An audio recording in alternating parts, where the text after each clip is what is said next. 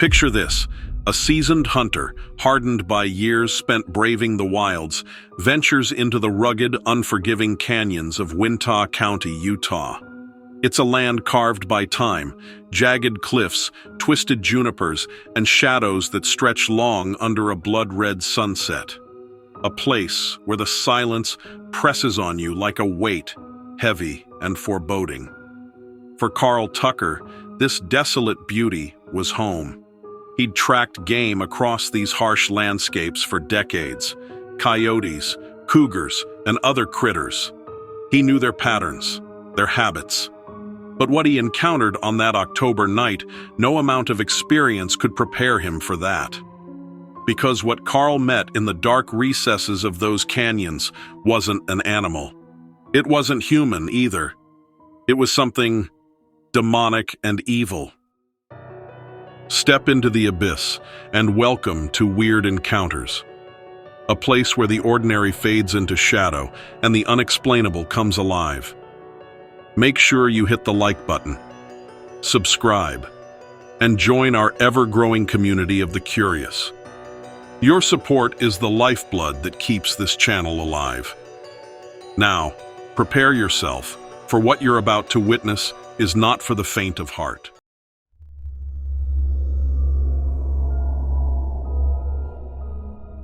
Thank you for letting me share my story. I know it sounds unbelievable, and maybe some of you will think I'm crazy, but here's what happened to me. My name is Carl Tucker. I'm 50 years old, and I've spent most of my life outdoors, hunting, trapping, and working the land. I've been all over Utah, but this story takes place in a part of Uintah County I'll never return to: the canyons near Bottle Hollow Reservoir. If you've been out there, you know the land is rugged, unforgiving. It's the kind of place where you can feel like the only human being for miles. Except that night, I wasn't alone. It was late October, just before the cold really sets in, but the nights were already bitter. I'd been tracking coyotes in the canyons. Ranchers nearby had been complaining about livestock disappearing, and I figured I could earn a little extra cash by thinning the pack. I set out mid-afternoon, armed with my Winchester, a flashlight, and enough supplies to last the night. The landscape was harsh.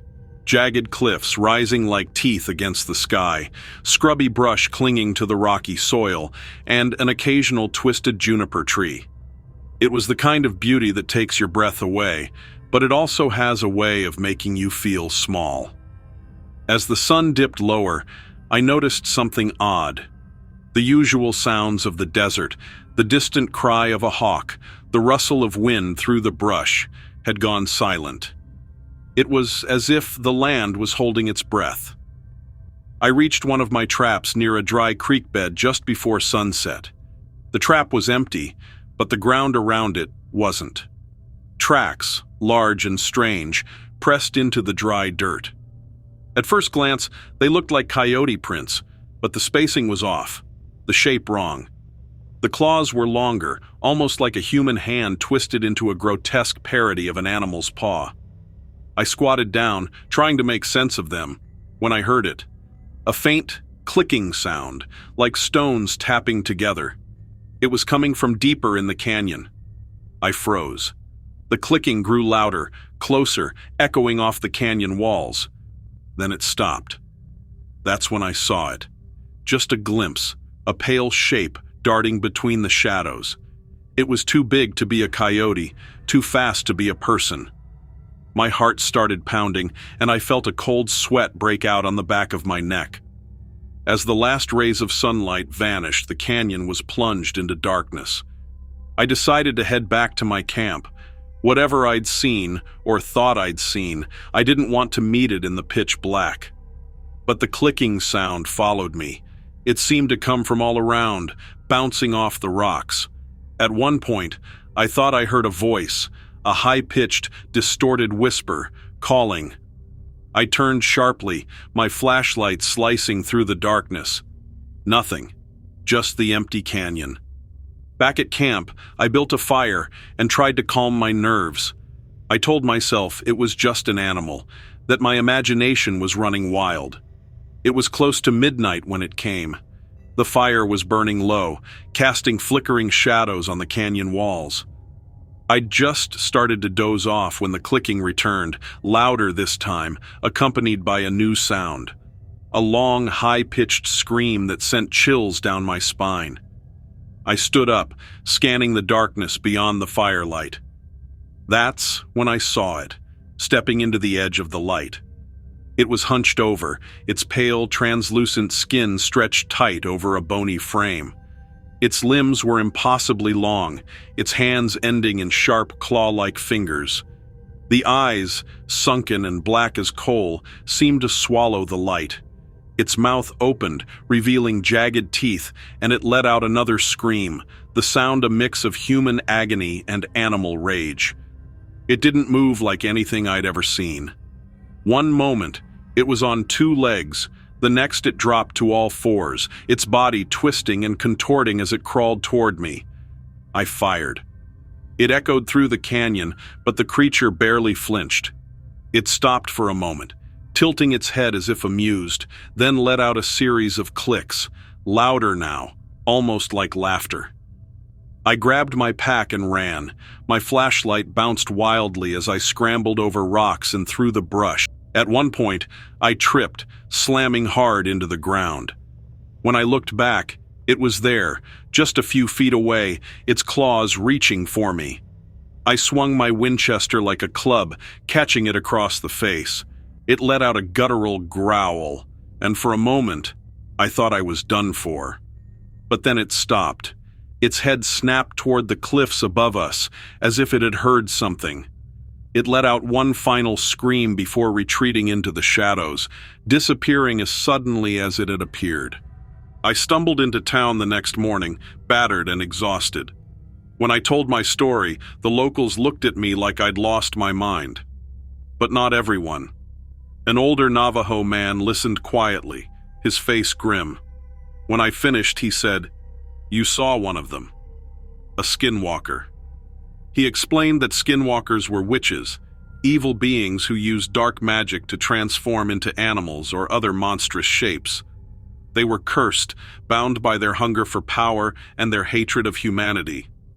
I asked him why no one had warned me. He shook his head. "We don't talk about them. Talking about them invites them in, and once they see you, they don't forget you." When I returned home, I did some research about skinwalkers. Skinwalkers are one of the most terrifying and mysterious elements of Navajo folklore. Known in the Navajo language as Yi Nald Lushi, meaning with it he goes on all fours, these entities are described as witches who have gained the ability to transform into animals or other humanoid forms through dark rituals and unspeakable acts. Here's what we know about these enigmatic beings. At their core, skinwalkers are humans, specifically Navajo witches, who have chosen to embrace evil and abandon the traditional, sacred teachings of their community.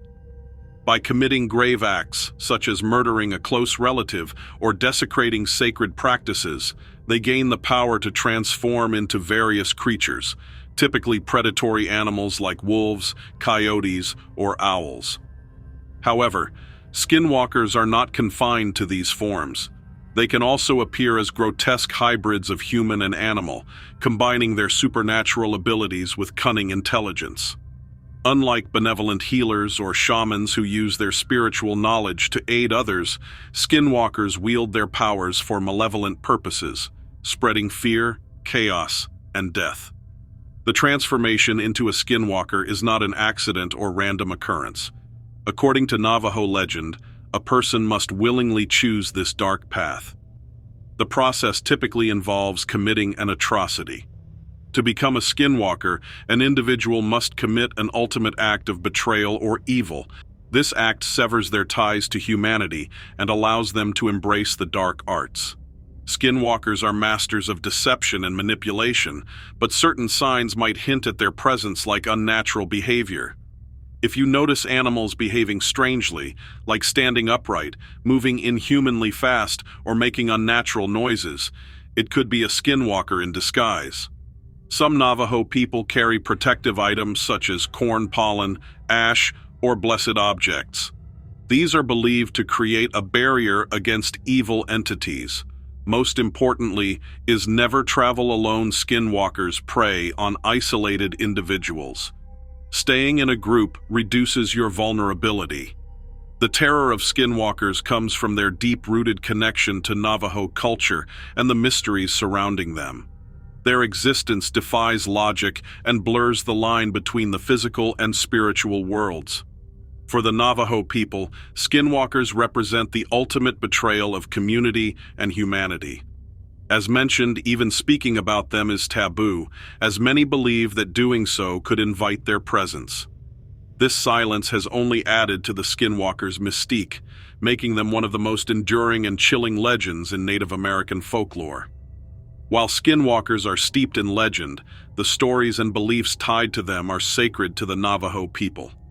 Treating these tales with respect and understanding is essential. Whether you believe in their existence or not, they serve as a reminder of the power of fear and the darkness that can reside within human nature. Whatever I saw that night wasn't just an animal or some trick of the light. It was something ancient, something evil. And I'll tell you this, if you ever find yourself in Skinwalker country, don't stray too far from the path. And whatever you do, don't look too closely into the shadows.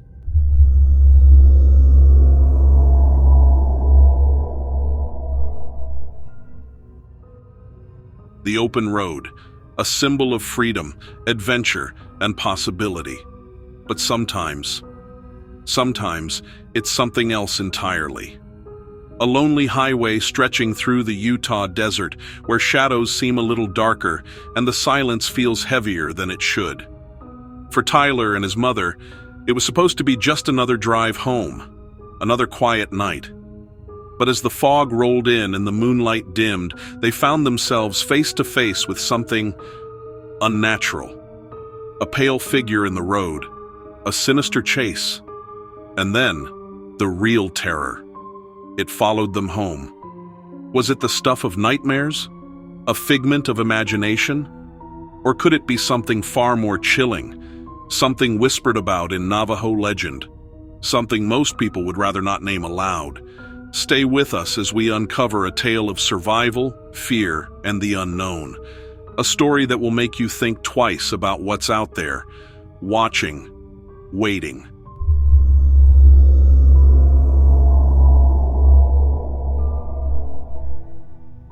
Thank you for letting me share my story. It's one that's haunted me for years, and even now thinking about it sends chills down my spine. Maybe someone out there listening can help me understand what happened that night, or what followed. My name is Tyler, and this happened when I was 13 years old. It was late October, and my mom and I were driving back home to Cedar City, Utah, after visiting my aunt in Moab. The drive was long, cutting through desolate highways, surrounded by endless desert and jagged cliffs. We'd been on the road for about an hour when it all started. The night was quiet, the kind of eerie silence that presses against your ears. Little did we know, we weren't alone out there. It was close to midnight when we first saw it. Mom was driving, and I was staring out the window, trying to spot constellations in the clear desert sky. Suddenly, the car jolted as she hit the brakes hard, throwing me forward against the seatbelt. "What's wrong?" I asked, but I didn't need an answer. There, standing in the middle of the road, was a figure. At first, I thought it was a man, but as we got closer, I realized it wasn't. Not entirely. The figure was naked, its skin ghostly pale and stretched tight over its bony frame. It had no hair, not on its head, not on its body, and its face was a blank mask of emotionless terror. But the worst part? Its eyes. They weren't just dark. They were black, empty voids that seemed to drink in the light. Mom gripped the steering wheel tightly, muttering, "What the hell?" She inched the car forward, trying to go around it, but the figure moved with us, stepping to block our path. That's when Mom decided she wasn't sticking around to find out what it wanted. She put the car in reverse and began backing up. Then it happened. The figure dropped onto all fours with a sickening crack of its joints. Its head twisted unnaturally as it locked those black eyes on us. Then it ran. No, it charged, straight at us, its limbs bending and snapping grotesquely as it moved. "Hold on!" Mom yelled, slamming the car into drive. The tires screeched as we sped forward, swerving around the creature. It let out a horrible scream, a high-pitched, guttural sound that didn't seem possible for anything human. I turned my head, and for a brief moment, it was there, just inches from my window. Its face was twisted into a snarl, its sharp yellowed teeth glinting in the moonlight. Then, just as suddenly as it had appeared, it veered off into the desert, disappearing into the shadows. For the rest of the drive, Mom and I barely spoke. I kept replaying the moment in my head, the way it moved, the sound of its screams, those lifeless eyes. "What do you think it was?" I finally asked. Mom didn't answer right away. She just shook her head, her knuckles white against the steering wheel. "I don't know, Tyler. I don't know." When we got home, the house felt like a sanctuary. The warm lights, the familiar creak of the floorboards. It was the only place I felt safe after what we'd just seen. Mom locked every door and window, double-checking each one before finally sitting down on the couch. "I think we should just forget about it," she said quietly. But forgetting wasn't an option. It started around 2 a.m. I was lying in bed, staring at the ceiling, when I heard it, a faint scratching sound, like nails on glass. At first, I thought it was the wind, but then it came again, louder this time. I got up and crept to my bedroom window, peeking out from behind the curtain. The yard was empty, but the scratching continued, now coming from the back of the house. "Mom?" I whispered, stepping into the hallway. She was already standing there, her face pale. "You hear it too?" We didn't say another word. Instead, we moved to the living room, sitting together in the dark. That's when the screams started. They weren't human. They weren't animal. They were something else entirely, high-pitched, distorted, and filled with rage. It sounded like it was circling the house, moving from window to window. Mom grabbed my hand and whispered, "Don't move. Don't make a sound." We sat there for what felt like hours, the screams and scratching coming in waves. At one point, something banged against the back door, hard enough to shake the frame. I thought for sure it was going to come inside, but then it stopped. When the first light of dawn crept through the curtains, the noises finally ceased. Neither of us slept that night. Mom tried to convince me that it must have been a coyote or some other animal, but we both knew better. "I think it was the same thing from the road," I said finally. Mom didn't argue. Instead, she just nodded, her eyes tired and haunted.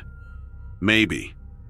Over the next few nights, the noises continued, the scratching, the occasional scream, but always at a distance, as if whatever it was waiting, watching. We never looked, never dared open the doors or windows to see what it was. Some of our Navajo neighbors heard about what happened and offered an explanation. "It's a skinwalker," one of them said, her voice hushed. "It saw you, and now it knows where you live." When I asked her what we could do, she just shook her head. "Don't talk about it, don't look at it, and whatever you do, don't let it in." To this day, I don't know what we saw on that highway or what followed us home. But I do know this. There are things out there we can't explain, things that don't belong in our world. If you're ever driving alone on a desolate road in the middle of the night and you see something standing in your path, don't stop. Whatever you do, don't stop. My dear watchers, your presence is a gift. Thank you for your time, your curiosity, your courage. But remember, there are others who wander, unaware of the dangers that await. By liking this video and subscribing, you offer them a light in the darkness. Support our channel and keep the stories coming, simply by giving a thumbs up and subscribing and sharing.